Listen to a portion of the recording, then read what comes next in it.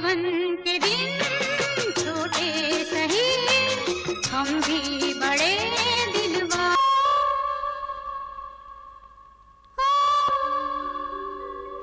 होली के बहाने आ गए, होली के बहाने। आज हम बात करेंगे फिल्मी जगत की एक ऐसी अदाकारा के बारे में जो किसी भी परिचय की मोहताज नहीं है। बेहद खूबसूरत आंखों वाली इस अदाकारा ने बॉलीवुड में खूब काम किया है। साउथ की सुपरस्टार से इनकी शादी हुई थी और 2 खूबसूरत बेटियों को इन्होंने जन्म दिया।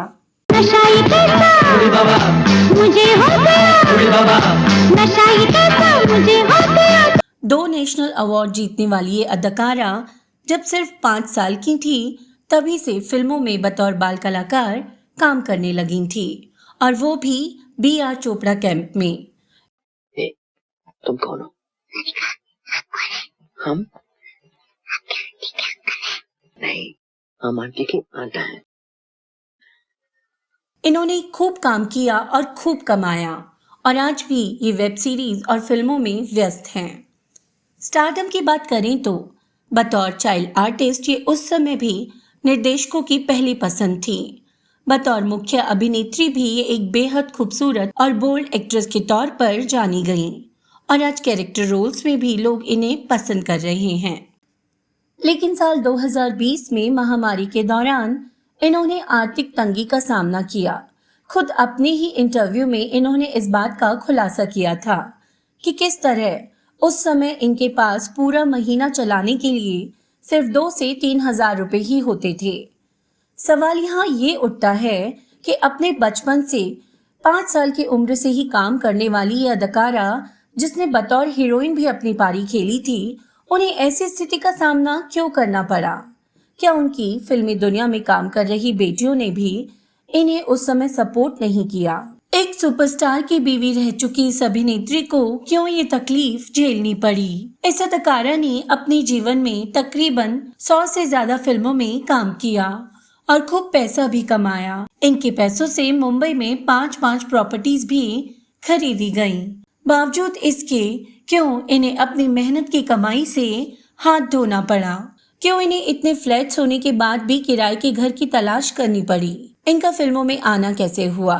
कैसे इनकी कमाई का पैसा दूसरे लोगों द्वारा उड़ा दिया गया? कैसे अपनी ही कमाई के मात्र 1500 रुपए खर्च करने पर इन्हें पीटा गया? ये सब जानेंगे आज के इस वीडियो में। आप बस बने रहिए हमारे साथ।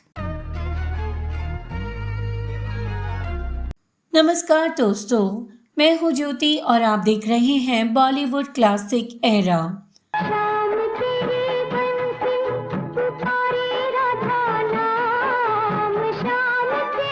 आज हम बात कर रहे हैं 70 के दशक की एक ऐसी अभिनेत्री के बारे में जिनकी सुंदरता, फिल्मी जगत में नाम और शोहरत के सिवा किस्मत की कहानी कुछ ज्यादा ही भयानक रही। अगर इनकी कहानी का विश्लेषण किया जाए तो ये कह सकते हैं कि हर तरफ इनके जीवन में लोग सिर्फ इनसे बदला लेने के लिए ही दाखिल हुए थे। जो भी आया इन्हें एक तकलीफ देकर निकल गया और उस तकलीफ के परिणाम को समेटने के लिए इन्हें अकेला छोड़ गया।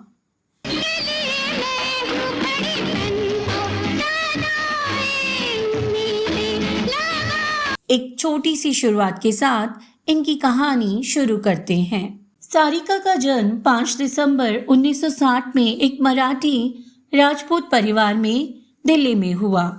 इनके माता पिता में अक्सर लड़ाई झगड़े रहते। जब वो मात्र 4.5 साल की थी उसी समय इनके पिता इन्हें और इनकी माँ को छोड़कर चले गए और उन्होंने दूसरी शादी कर ली। इस तरह न पिता का प्यार और साथ ही ने मिला और ना ही माँ का, क्योंकि इनकी माँ ने बहुत ही खूबसूरत और भोली सी दिखने वाली इस बच्ची को सिर्फ अपने लिए पैसा कमाने का जरिया ही बनाया। इनकी माँ कमला ठाकुर दिल्ली से मुंबई आ गई थी। सारिका एक बहुत ही प्यारी सी बच्ची थी, इसीलिए उनकी माँ को कुछ ज्यादा संघर्ष नहीं करना पड़ा। 1967 में रिलीज फिल्म हमराज के लिए B.R. चोपड़ा को ये बच्ची बहुत ही अच्छी लगी और इस तरह सारिका ने फिल्म में अदाकारा विम्मी और सुनील दत्त के साथ काम किया। काम तो मिल गया, पर उससे मिलने वाले पैसे के लालच ने सारिका का बचपन भी छीन लिया। ना तो उन्हें स्कूल भेजा गया और ना ही वो बाकी बच्चों की तरह अपने माँ बाप से खिलौनों की फरमाइश कर पाईं, क्योंकि वे खुद उनकी माँ के सपने पूरे करने का साधन बन गई थी। इसके बाद सारिका ने बतौर बाल कलाकार बहुत सी फिल्मों में काम किया, जैसे मंजली दीदी, बेटी, देवी, छोटी बहू, सत्यकाम और आशीर्वाद। इन सभी फिल्मों में कभी वे शर्मिला टैगोर की तो कभी मीना कुमारी की बेटी बनती। अशोक कुमार, धर्मेंद्र, नंदा और नूतन जैसे सभी बड़े कलाकारों के साथ नन्ही बच्ची सारिका ने काम किया था। उनका चेहरा इतना मासूम था कि कभी फिल्म में उन्हें लड़की तो कभी लड़का बना दिया जाता। अब मुझसे कोई भूल ना होगी, इतना स्कूल तो सारिका नहीं जा सकी, लेकिन अंग्रेजी भाषा को सिखाने के लिए घर पर एक पारसी टीचर का इंतजाम किया गया, और वो भी इसलिए ताकि फिल्मों में ज़रूरत पड़े तो सारिका इंग्लिश में बात करना सीख जाए। 1975 में जब सारिका मात्र 15 साल की थी तो उनकी बतौर मुख्य हीरोइन फिल्म कागज की नाव और गीत गाता चल फिल्में रिलीज हुई। गीत गाता चल राजश्री प्रोडक्शन के बैनर तले बनी थी और इसमें सारिका के नायक थे सचिन। फिल्म जबरदस्त सुपरहिट रही और साथ ही दर्शकों ने सारिका और सचिन की जोड़ी को भी खूब पसंद किया। उसके बाद तो दोनों ने बहुत सी फिल्मों में साथ में काम किया, जैसे फिल्म जिद, जाने बहार, अंजाम, मधुमालती, रक्षाबंधन और मराठी फिल्म पराग। फिल्मों में साथ में काम करते करते प्यार से वंचित सारिका को सचिन से प्यार हो गया और सचिन भी सारिका से प्यार करते थे। दोनों शादी भी करना चाहते थे, पर यहाँ भी सारिका की माँ ने अपना क्रूर किरदार निभाया। वो जानती थी कि एक बार शादी हो गई तो उनके लिए कमाने वाली उनकी बेटी उनके हाथ से निकल जाएगी। इसीलिए लाख चाहने पर भी सचिन और सारिका की शादी नहीं हो पाई। सारिका पैसा तो कमा रही थी, लेकिन उन्हें किसी भी बात के लिए इजाजत नहीं थी। जहां बचपन में जब वो थक कर शूटिंग पर रो पड़ती थी तो सारिका की माँ उन्हें शूट पर ही लोगों के सामने पीट दिया करती थी। वहीं बड़े होने पर सारिका ने एक बार अपनी ही कमाई से 1500 रुपये खर्च कर लिए, तो उस समय भी उन्हें पिटाई के साथ साथ सख्त हिदायत दी गई कि पैसा सीधा माँ के हाथ पर रखो।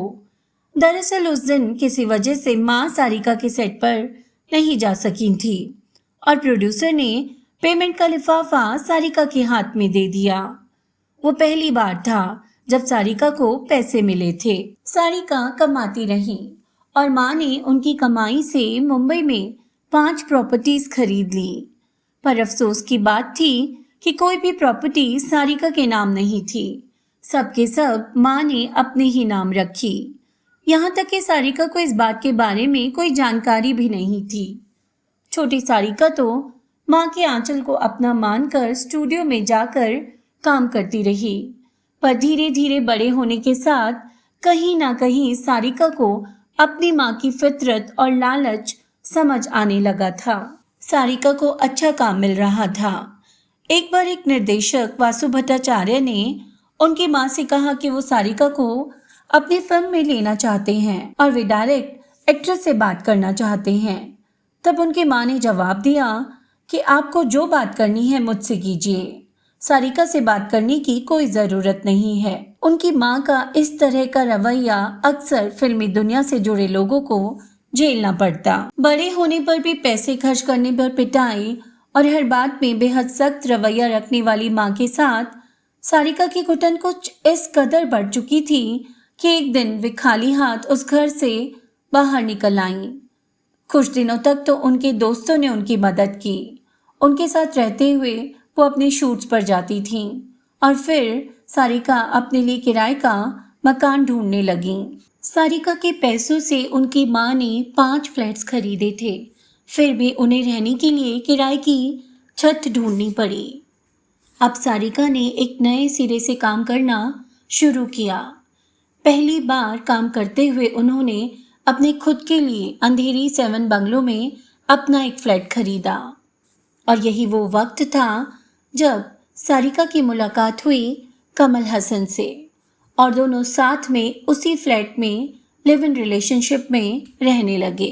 दरअसल उस समय कमल हसन अपनी पहली पत्नी से लगभग कानूनी तौर पर अलग हो चुके थे। लिव इन में रहते हुए ही सारिका ने अपनी पहली बेटी श्रुति को जन्म दिया। 1988 में इन दोनों ने शादी कर ली और 1991 में सारिका ने अपनी दूसरी बेटी अक्षरा हसन को जन्म दिया। सारिका, जिसे अपने जीवन में ना माँ का प्यार मिला और ना पिता का, अब अपनी शादी के बाद खुश थी। मुंबई छोड़कर अब वे चेन्नई में रहने लगी। यहाँ कुछ सारिका के शब्दों के अनुसार वे इस बात से खुश थी कि चेन्नई में उन्हें कोई नहीं पहचानता था, तो सब्जी लाने से लेकर घूमने फिरने तक वो हर बात में अपने जीवन में पहली बार बहुत अच्छा महसूस कर रही थी। ये वो समय था जब सारिका फिल्मों में तो नहीं पर बैक स्टेज वे काम कर रही थी।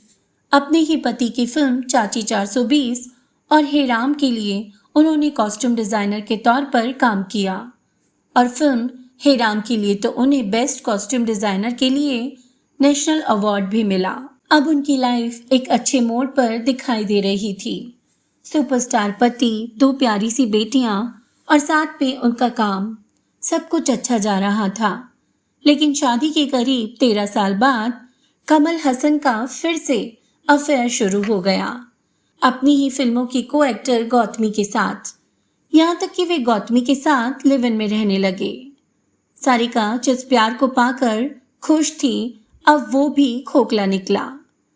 घर को यूं बिखरता देख मायूस सारिका ने अपने ही घर के चौथे माले से छलांग लगा दी। जाहिर था कि वो क्या करना चाहती थी।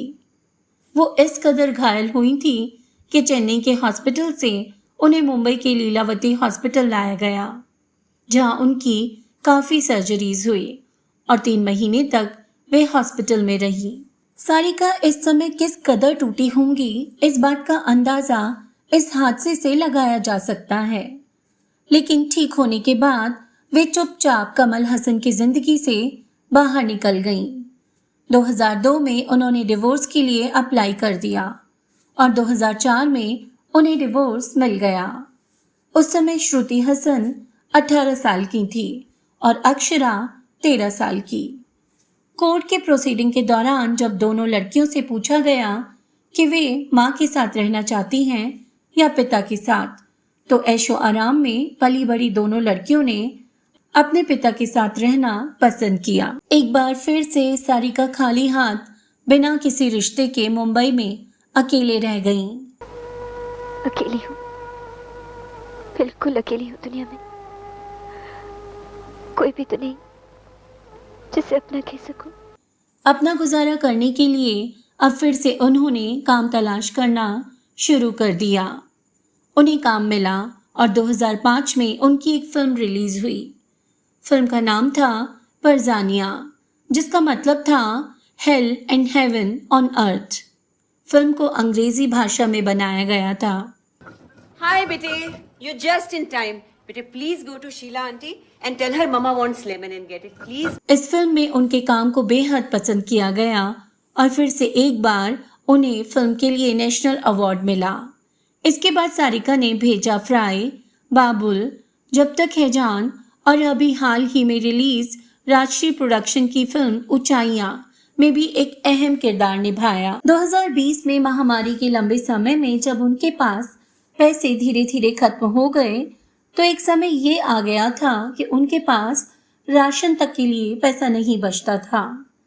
सारिका ने किस तरह के रिश्ते जिए हैं, इस बात से ये अंदाज़ा लगाना आसान है कि वे अपनी समस्याओं के लिए किसी से कोई उम्मीद नहीं रखती हैं। उन्होंने अपनी माँ की मृत्यु के बाद एक बार अपनी मेहनत के पैसों से खरीदी गई प्रॉपर्टीज को पाने की कोशिश भी की, लेकिन वो भी संभव नहीं हो सका क्योंकि वो सभी प्रॉपर्टीज सारिका की माँ ने उस इंसान को दे दी जो बुढ़ापे के दिनों में उनकी देखभाल कर रहा था। साफ जाहिर था कि मरते वक्त भी सारिका की माँ उनके लिए किस कदर कड़वाहट रखती थी कि जाते हुए भी अपनी बेटी का हक उन्होंने उसे नहीं दिया। आज सारिका अच्छा काम कर रही हैं और अब कभी कभार उनकी बेटियां उनके साथ नजर भी आ जाती हैं। कहना गलत ना होगा कि अगर इस अभिनेत्री की जिंदगी पर एक फिल्म बनाई जाए तो दर्शकों की आंखें नम हो जाएंगी। तो दोस्तों, आज की हमारी ये कहानी आपको कैसी लगी हमें ज़रूर बताएं। अगर आपको हमारा काम पसंद आया है तो आप वीडियो को लाइक और चैनल को सब्सक्राइब भी कर सकते हैं। यदि आप हमें कोई सुझाव देना चाहते हैं तो कमेंट बॉक्स में अपनी बात कह सकते हैं। आप सुन रहे थे अपनी होस्ट और दोस्त ज्योति को। आज के लिए अब आपसे इजाज़त लेना चाहूँगी और फिर मिलेंगे एक दूसरे सितारे के जीवन की कहानी के साथ। तब तक के लिए आप सभी को मेरा प्यार भरा नमस्कार।